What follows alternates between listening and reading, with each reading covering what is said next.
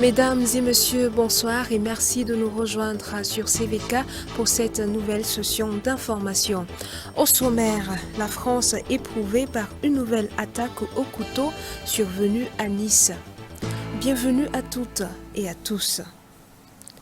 Dans le cadre de la célébration du centenaire des Assemblées de Dieu du Burkina Faso, une bibliothèque dénommée la Bibliothèque du Centenaire a été mise en place. Composée d'une bible d'études et d'une quinzaine de livres d'édification, elle coûtera la somme de 65 000 francs. Le film du lancement dans cet élément signé Antoinette Bénon et Gédéon Tapsoba. À l'occasion du centenaire de l'Église des Assemblées de Dieu du Burkina Faso qui aura lieu du 9 au 13 mars 2021 à Ouagadougou, une bibliothèque a été mise en place pour permettre aux chrétiens de s'enrichir spirituellement ainsi que sur les autres plans.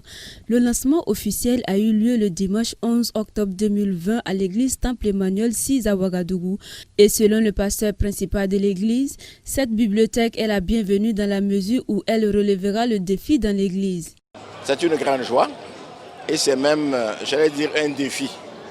Parce que présenter une bibliothèque à l'honneur et à l'occasion du centenaire, c'est vraiment un défi pour tous les chrétiens. Parce que ça nous demande encore de lire davantage, de comprendre davantage, afin de répondre et de revenir à nos fondamentaux. Et là, ça nous plaît beaucoup. La particularité, c'est que d'abord, ce sont des livres théologiques.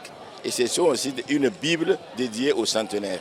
Et qui dit centenaire se rappelle des 3 R, retour à nos fondamentaux, le réveil et l'évangélisation. Donc c'est même une interpellation.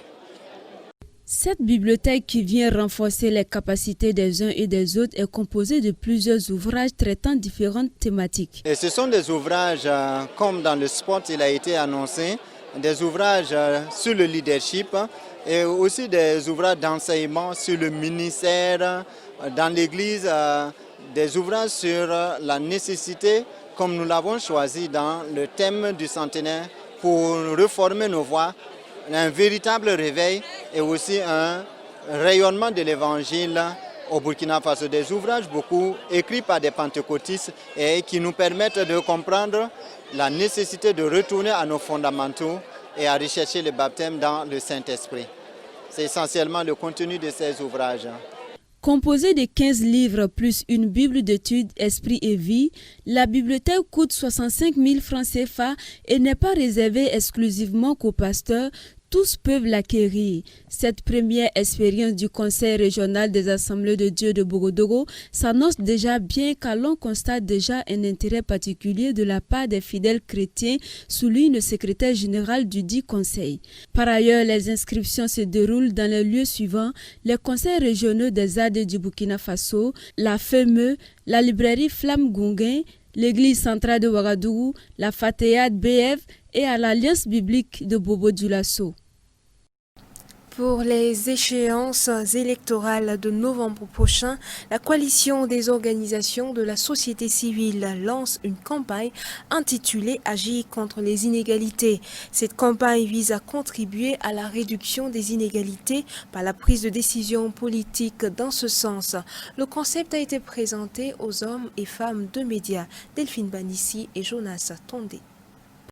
Contribuer à réduire les inégalités entre hommes et femmes, nantis ou non, par la prise de décisions politiques inclusives, c'est l'objectif principal de cette campagne intitulée « Agir contre les inégalités » portée par une trentaine d'organisations de la société civile réunies en une coalition. Cette campagne s'étend sur la période pré-électorale, électorale et post-électorale. La coalition compte à travers ses plaidoyers influencer les candidats aux élections présidentielles afin de prendre un engagement public sur le phénomène. Notre coalition d'organisations de la société civile et d'ONG, réunie autour du secrétariat permanent des organisations non gouvernementales, du balai citoyen, de la Confédération paysanne du Faso et de l'Association des femmes juristes du Burkina Faso, avec le soutien de Oxfam au Burkina Faso, s'est engagée dans une campagne de plaidoyer pour réduire ces inégalités dans notre pays. Cette campagne vise a influencé les candidats à l'élection présidentielle de novembre 2020 à travers un engagement public à réduire les inégalités une fois qu'ils sont élus. Ces élections devraient être une opportunité pour les candidats, en liste bien sûr aux élections présidentielles, d'adresser ces inégalités criardes et persistantes qui résultent de notre point de vue d'une succession de choix politiques à l'efficacité mitigée et qui plombe les efforts de notre lutte contre la pauvreté et ne favorise pas toujours le bien-être des populations. L'éducation, le système de santé, la politique fiscale sont entre autres les domaines dans lesquels la coalition attend voir un changement. À cet effet, elle dit avoir déjà approché quelques candidats qui devraient se prêter très bientôt à un exercice de signature d'engagement public. En tant qu'organisation de la société civile, c'est notre rôle aussi de porter le message et de dire à nos frères, aux communautés qui sont à la base, qu'elles ont des droits, elles doivent les connaître, elles doivent les revendiquer. Et les revendiquer aussi, c'est de s'assurer que ces droits-là sont contenus dans l'offre politique. Voilà. Il ne s'agira pas de se contenter de manger du riz gras ou de prendre des t-shirts, même quand bien même c'est proscrit par l'actuelle disposition légale. Mais les communautés doivent comprendre que si des gens veulent prendre la magistrature suprême, il faut que leur offre intègre aussi les préoccupations de santé, les préoccupations d'éducation, d'environnement. Selon le rapport 2019 de Oxfam, au Burkina Faso, 20% des aisés concentrent 44% des revenus du pays, tandis que 80% de la population se disputent les 56 restants. Ceci est déjà l'une des plus grandes inégalités qu'il faut réduire selon la coalition Agir contre les inégalités. Actualité hors de chez nous à présent. Le président algérien Abdelmadjid Tebboune, 74 ans, a été transféré mercredi soir en Allemagne pour des examens approfondis après l'annonce de cas suspects du nouveau coronavirus dans l'entourage du chef de l'État. Le président algérien a été transféré en Allemagne ce mercredi soir pour y subir des examens médicaux approfondis, selon la présidence algérienne. Son transfert est intervenu après l'annonce de cas suspects de Covid au sein de son entourage. Abdelmadjid Tebboune, 74 ans, que l'on voit ici sur des images tournées le mois dernier, est connu comme étant un gros fumeur. La veille de son transfert en Allemagne, il avait été admis dans une unité de soins spécialisés de l'hôpital central de l'armée à Alger. La présidence avait alors précisé que son état n'inspirait aucune inquiétude, sans toutefois préciser les causes exactes de son hospitalisation.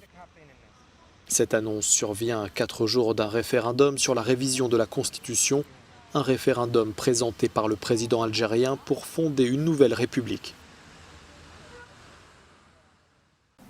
Pendant ce temps, la situation se complique en Europe. Emmanuel Macron annonce un confinement général dès vendredi. Les populations se voient obligées de rester à la maison au moins jusqu'au 1er décembre. L'Allemagne qui annonce des mesures drastiques et la Belgique qui convoque une nouvelle réunion de crise sur la Covid-19.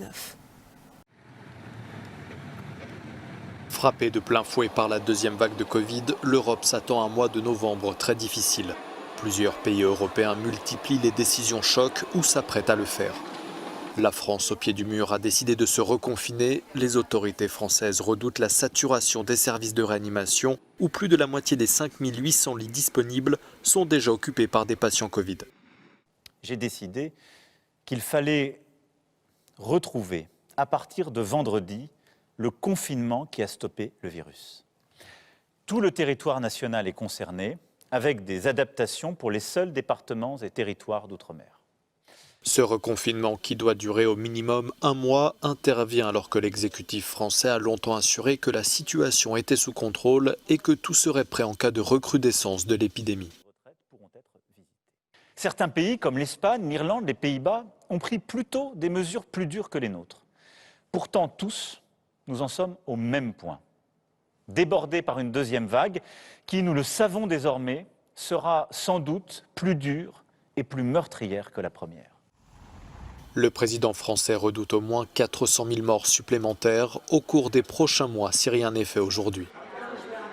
En Allemagne, la chancelière Angela Merkel a annoncé des mesures drastiques ce mercredi. La fermeture pour un mois des restaurants et des structures de loisirs et des aides jusqu'à 10 milliards d'euros pour aider l'économie à amortir le choc. Nous devons agir et nous devons agir maintenant. Nous devons agir maintenant pour éviter de graves urgences sanitaires au niveau national. Nous ne voulons pas nous retrouver dans une telle situation d'urgence sanitaire nationale et nous devons agir pour cela.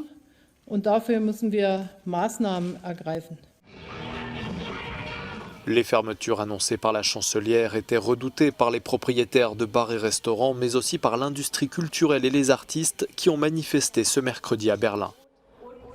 La Belgique, pour sa part, a convoqué une nouvelle réunion de crise pour ce vendredi.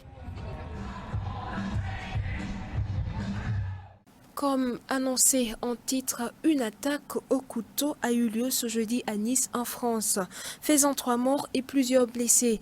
Le Premier ministre français annonce l'urgence attentat sur l'ensemble du territoire national après cette attaque.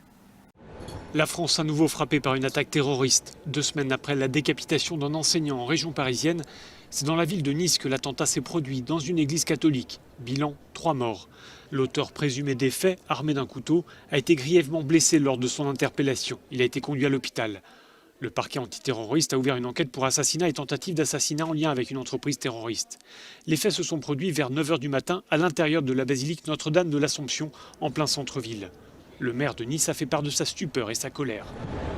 Nice, comme la France et peut-être plus que d'autres lieux de France, aujourd'hui est en train de payer un tribut beaucoup trop lourd en étant une fois de plus victime de l'islamo-fascisme. Il ne fait aucun doute que l'auteur de ces actes, qui n'a cessé de répéter en boucle devant nous Allahu Akbar alors qu'il était médicalisé sur place, quel était le sens de son geste. Une réunion de crise s'est tenue immédiatement au siège du ministère de l'Intérieur à Paris, en présence du président de la République. Emmanuel Macron qui a indiqué qu'il se rendrait dans l'après-midi à Nice. Le Premier ministre, lui, se trouvait devant les députés à l'Assemblée nationale lorsque la nouvelle est tombée. Ce nouvel attentat, sur lequel je ne dispose pas encore d'éléments suffisamment précis pour pouvoir les porter à votre connaissance, est incontestablement une nouvelle épreuve très grave qui frappe notre pays. Le chef du gouvernement a annoncé par ailleurs que le plan Vigipirate était porté au niveau urgence attentat sur l'ensemble du territoire. Voilà qui met fin à ce journal. Merci de votre aimable attention. Très bonne suite de programme sur CVK.